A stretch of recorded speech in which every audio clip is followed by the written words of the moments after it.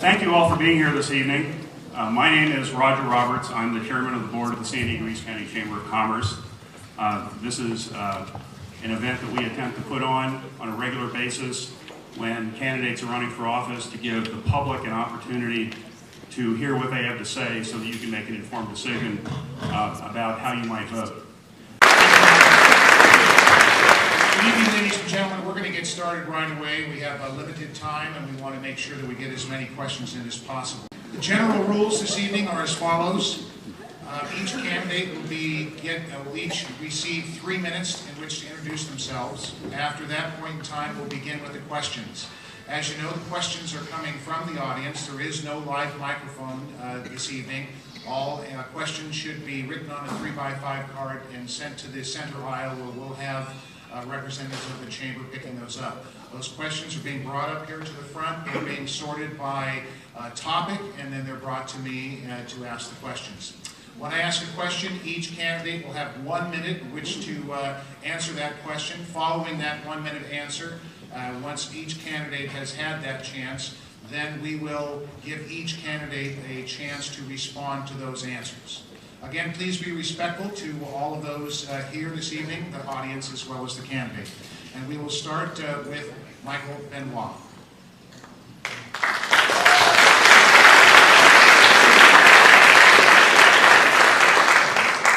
Good evening and thanks for being here. Can you hear me? Yes. All right, great. I've been running for Congress since 2000. The year 2000, this is my 6th run. You might ask why do you keep doing that, especially as a libertarian when there's a very small chance to win. And basically, my whole purpose is about the restoration of our inalienable rights that have been usurped by government over the decades. Little by little, with each piece of legislation, we've lost our right, and that's how it's been infringed on. Now, first off, I want to cover the fact that the election is rigged. And the election is pretty well rigged in all the districts around the country, except for maybe about 50 of them. In about 50 districts, there's competition. And the rest of them, they're gerrymandered, especially in California, for one party or the other. And that's why you find that we're not in a lot larger auditorium than this, packed, because the system is broken in the way that it has stolen the interest in the political process. Whether you be in this district that's heavily laden for Republican voters with 146,000 to 106,000 Democrats with approximately 75,000 registered as other, or in Bob Filner's district where it's slanted the other way. This is really destructive to our process. Not only is it we're process rigged, as we enter public school and we go through the public school process, we find that we're told that you got to vote for the Democrat or the Republican because the reality is only 1 or 2 of those can actually win the election. And that's what we're told growing up. Well, that reality, folks, has led to a stagnant pool of water. And you've got left or right, the same paradigm going to Washington, and in the process, you have a system that's totally broken. Last night, Duncan Hunter said that the economy was improving up in Crest. And when I heard that, I went, wow, the economy's improving. The economy is the worst it's been in decades, if not half a century. The national debt exceeds $13.3 trillion. The federal budget deficit is over $1.5 trillion. We're embroiled in 2 wars in the Middle East. Unemployment is at record highs. Social Security is about to go bust. The Federal Reserve is printing money nonstop. And there's a dam of hyperinflation about to burst. The welfare state is about to collapse. All level governments are on the verge of bankruptcy. Home foreclosures are hitting record highs, and much more. We're in deep trouble, folks. Thank you.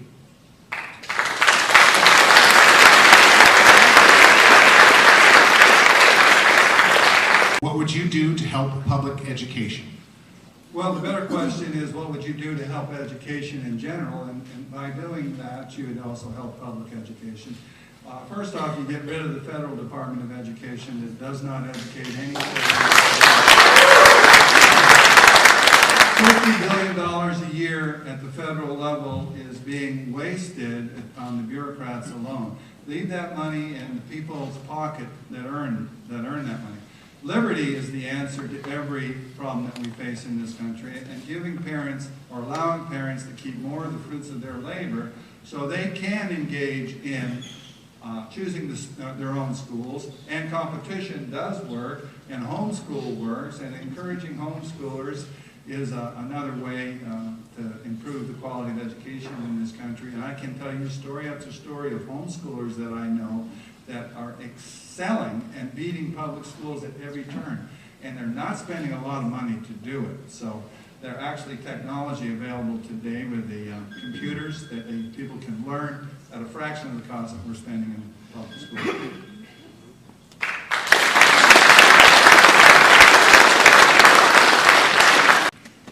Well, Duncan covered a couple of the points properly. You know, it certainly takes personal involvement, personal responsibility, and it takes competition, but it definitely doesn't take a central control scheme from the federal government controlling through the state governments down to the local governments, and you got all this mishmash of control. I know with my kids, when they entered kindergarten, they had a thirst for learning. By the time they were graduating, the thirst had gone way, way down, and had to do a lot of personal teaching to get one of my daughters actually through school. I had to drag her through all the homework and teach her what she was supposed to be learning during the day. And we don't have time to go into the craziness of some of these scenarios that they. But I remember when they were teaching phonics, they were trying to bring phonics back in, and my daughter was coming home thinking her name was Michelle. So, and they were messing that up. But frankly, we've had a lot of decay, and it's because of lack of competition more than anything else, and central control.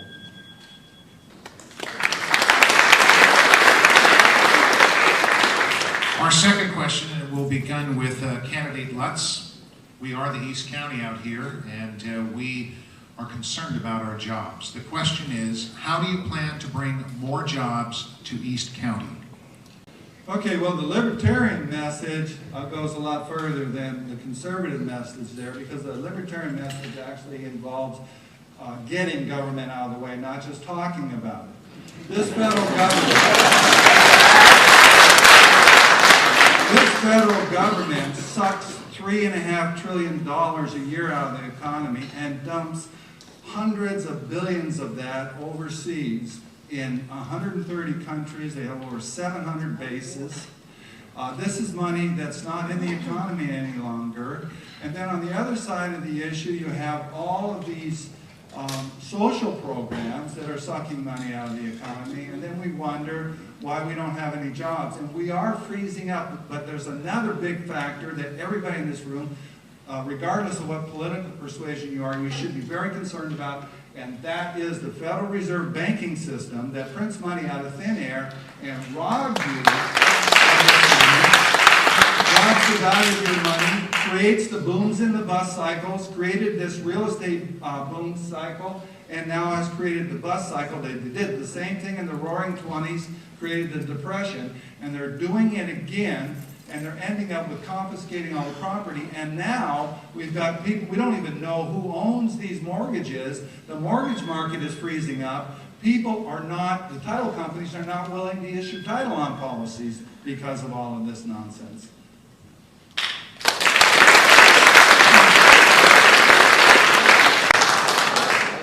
Candidate Benoit. Okay, well, Bush tax cuts are minuscule for me, so I'm sorry about that. We talk about big corporations and how they have all these advantages, and folks, I don't know if you know it or not, but a corporation can deduct everything it needs to exist. It can deduct its rent, its electricity, its paper, your toilet paper, you name it. How come individuals can't do the same thing? Talk about creating prosperity. How come you can't keep the fruits of your labor? And the other thing that when I mentioned the Federal Reserve Bank, it seemed like we didn't get a lot of understanding. It's a private bank, folks. It's a private bank. It's owned by stockholders, shareholders. It prints money and buys treasury bills with this money that it prints, okay? And that's debt for your children. That's selling your children into slavery. And we let this go on. Whether Democrat or Republican, you should let this go on. Federal Reserve Bank doesn't pay any taxes and is a privately owned company.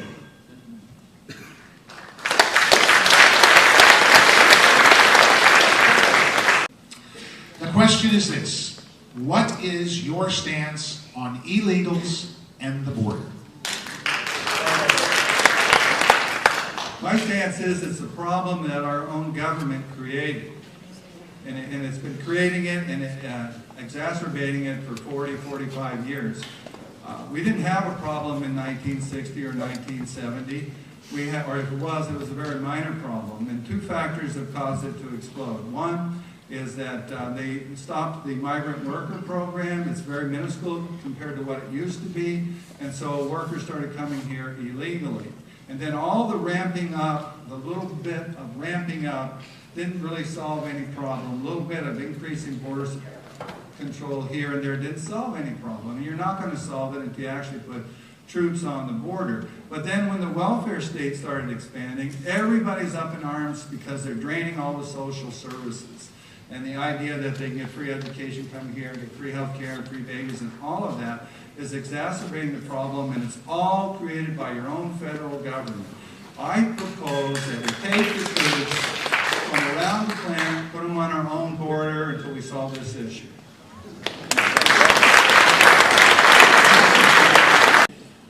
Candidate Benoit, what is your stance on illegals and the border, is the question. Well, obviously, again, the federal government hasn't done a very good job on that. And I don't think you can police the border unless you got people on it. And I'm not in favor of spending more money to solve any problems. I'm in favor of spending less money to solve the problems, okay?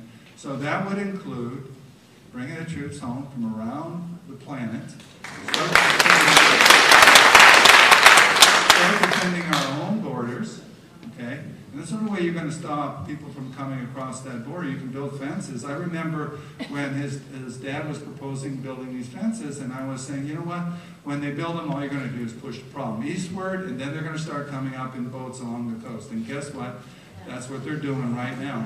So you can't stop it until you got people on the ground, and you put Border Patrol there. You got to have a whole new military if you try to get the Border Patrol to do it. And this is for everybody's benefit, including the illegal aliens, because they're losing their lives trying to cross through the desert. We created Arizona's problem. Candidate Benoit, name the number one thing you are committed to do to improve alternative sources of energy in the 52nd Congressional District. Well, as always, get government out of the way and legalize liberty. I'm glad Duncan uses diesel fuel, so he'll probably, and he wants to, allow the private market to work.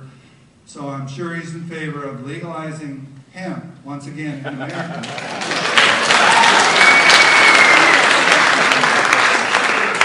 And if you don't know this, the Constitution was written on hemp paper. So hemp can produce paper, it can produce diesel fuel, produce rope, clothing, it can produce food, lots of things. And it's a renewable resource, it rejuvenates the soil.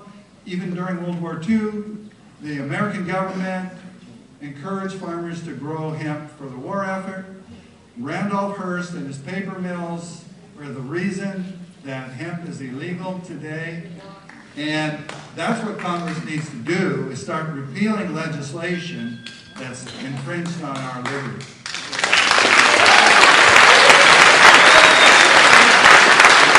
We will not take a drop of oil from Iran, not a drop. Candidate Hunter, please. Candidate Benoit. Okay, Duncan, marijuana is not hemp. You got me, Mike. You got me. And in I fact, admit ignorance on that. In fact, hemp growing next to marijuana will destroy the THC content in marijuana. Okay, the cross-pollination there. And by the way, I am in favor of legalizing marijuana. Vices are not crimes, and people that make crimes, make vices into crimes are criminals, as far as I'm concerned. So, free up the American people, legalize hemp, and watch some other alternative resources. We didn't take a drop of oil out of Iraq. It wasn't about taking oil. If you restrict the oil supply, the prices go up. It was about supporting the military-industrial complex. Candidate Benoit, what are the most important issues facing the 52nd District? Well, there already is a moratorium on foreclosures. It just happened. 50 states attorneys general have filed legal action over this basis because they don't actually know who owns a lot of these mortgages. Now, folks, this is going to it's going to lock up the real estate industry because they can't tell who owns these mortgages. New sales are not going to occur because title companies are not going to want to issue title policies not knowing who the actual owner of these properties are. That we're close to a meltdown here. We're close to an economic collapse in the whole country, and we need to figure this out. Spending $1.5 trillion more than they're taking in, and they're not abating, they're not stopping.